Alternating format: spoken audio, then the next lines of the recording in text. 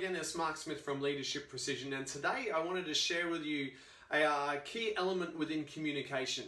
Now, communication is the fundamental skill required for great leadership. Now, a lot of people inherently have a natural good communication skills in order to get into a position or aspire to be leaders, or it may be something they've kind of thrown into and they've had to work on. But the biggest mistake that most people make around communication is they assume that their way of communicating is the way that everyone else communicates. Now, this is an important first step. You need to understand your natural way of communicating with the rest of the world. However, it doesn't mean that your message will get delivered fantastically. I was saying, communication can be determined by the response that it gets. So if you're communicating an idea and it's not getting the feedback or the response that you're looking for, it's got to be your own responsibility for making sure to find a different way to communicate that. And the example that I'll use to highlight this came up strongly in a workshop I was delivering last week, is people's natural speaking style and listening style. So we can have slightly different ways of noticing information. We might receive it in a particular way, but we also speak it a different way. So the two different styles are inferential and literal. So I could be a literal speaker, but I might be an inferential listener. Now what this means is if I'm an inferential listener, I'll start hearing or listening for what is the possible meaning behind what's being said. I'll start to understand a little bit more about what's being said, I'll read between the lines, so to speak. Whereas if I'm a literal speaker, I'll be much more direct and to the point. Now, a literal speaker talking to a literal listener will get the message across very, very, very clearly.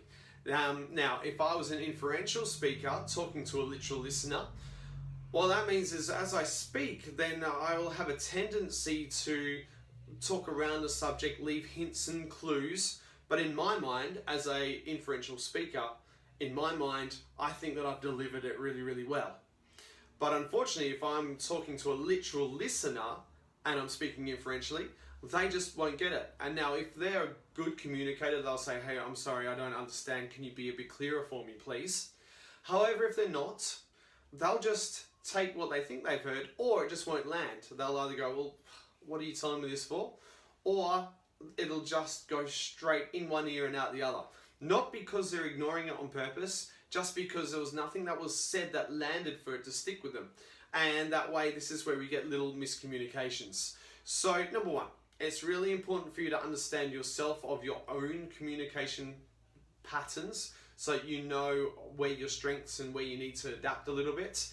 But great leaders will know how to pick other people's listening styles and how they communicate, so that then me as a communicator, I can now tailor my message or the way my message is delivered to have maximum impact on the person who I'm speaking to. Now, this is just one of what we call the meta programs. Now, there are many, many more, and it's how these all play in together that we can start to work with that. And master communicators will be able to take that immediate feedback and be able to do it. It doesn't mean that you will get it right every single time, but what it does mean is as you communicate, you'll be able to take the feedback to know, is the message that I'm intending being received by the person I'm speaking to or the group? And by getting that feedback, I know how I can refine it or how some unconscious translations may have changed the message somehow. So, the reason I'm sharing this, as a leader, spend some time every week on just building your muscle around communication, because the better you get at communicating ideas and thoughts and making sure that what is not being said is understood, then the greater influence you will have as a leader and the faster you'll achieve the results you're looking for. If you'd like to know more, then please follow our blog, check out our website, leadershipprecision.com.au, and of course, if you have any specific questions, by all means, please send me an email, mark@leadershipprecision.com.au. That's all for now. I look forward to sharing more with you in the next couple of days.